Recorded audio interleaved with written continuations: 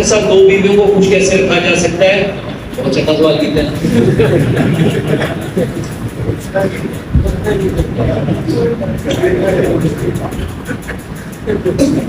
اللہ اکبر، تھکاوٹ اتر گئی.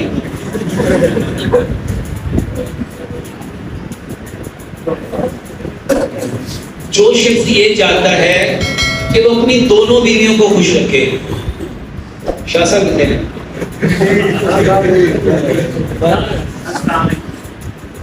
تھوڑے ہستے جی بتاؤں پتا شاہ صاحب کی دو بیویاں ہیں.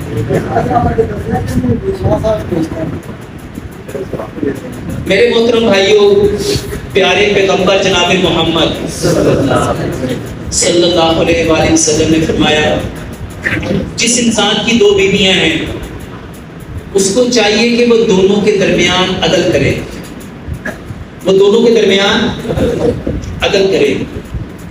اور جو دونوں کے درمیان عدل کرے گا میرے محترم بھائیوں، اللہ کی طرف سے اس کے اوپر رحمت اترے گی.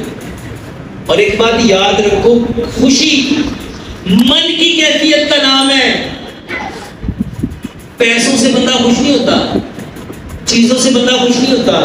میں نے ایسے لوگ دیکھے ہیں جن کے گھر بڑے پڑے ہیں، دولت سے، نوکروں کی ریل بیل، گاڑیوں کی ریل بیل اور پیسوں کا اندازہ ہی نہیں، لیکن وہ خوش نہیں ہے. خوشی کہاں سے آتی ہے؟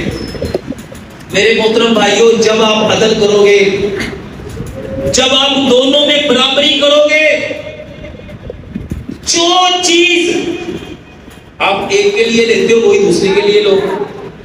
اپنے تائیں پوری کوشش کرو کہ میں نے کسی کا حق نہیں مارنا. اس کے بارے میں ایک حدیث بھی یاد رکھنا، دو بیویاں رکھ کے بندہ خوش سے بڑا ہوتا ہے. پیارے پیغمبر جناب محمد صلی اللہ علیہ وآلہ وسلم نے فرمایا جس کی دو بیویاں ہیں اور وہ عدل نہیں کرتا، عدل قیامت والے دن اس کا آدھا حصہ فالج زدہ ہوگا. اور یہ بات کس کی ہے؟ پیارے پیغمبر جناب محمد صلی اللہ علیہ وسلم کی. دو بیویوں کو اگر خوش کرنا ہے نا تو بیویاں طاقت سے خوش نہیں ہوتی، مسخے لگانے سے خوش ہوتی ہیں. اور پیارے پیغمبر جناب محمد صلی اللہ علیہ وآلہ وسلم اپنی بیویوں سے محبت کرتے تھے. اگر اپنی بیویوں کو خوش کرنا چاہتے ہو تو ان کو عزت دو، ان کو مقام دو، ان کو مرتبہ دو، ان کو حیثیت دو، ان کی تعریف کرو، کیونکہ وہ اپنے ماں باپ کو چھوڑ کے کس کے لیے آئی ہیں؟ وہ تمہارے گھر کی چوکیدار بھی ہیں، تمہارے بستروں کی رکھوالی بھی کرتی ہیں، تمہاری نسل کی وارث بھی ہیں. وہ تمہارے گھر کا سارا کام کرنے والی، تمہارے کپڑے دھونے والی، تمہارا کھانا پکانے والی، تمہارے گھر کی صفائی کرنے والی. کیا ان کا حق نہیں بنتا کہ ان سے پیار کیا جائے؟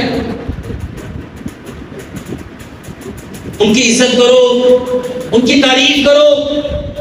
اللہ کی قسم عورت کو صرف تعریف چاہیے، اور تعریف وہی کرے گا جو عزت کرے گا. ان کی عزت کرو. اگر اپنی بیویوں کو خوش دیکھنا چاہتے ہو ان کی تعریف کرو، ان کے ماں باپ کی تعریف کرو، اور سب سے بڑھ کے اپنے رب کی تعریف کرو جس نے یہ دو نعمتیں دی. اور میرے محترم بھائیوں، اگر ایسے کام کرو گے جس میں عدل نہیں ہے، ناانصافی ہے،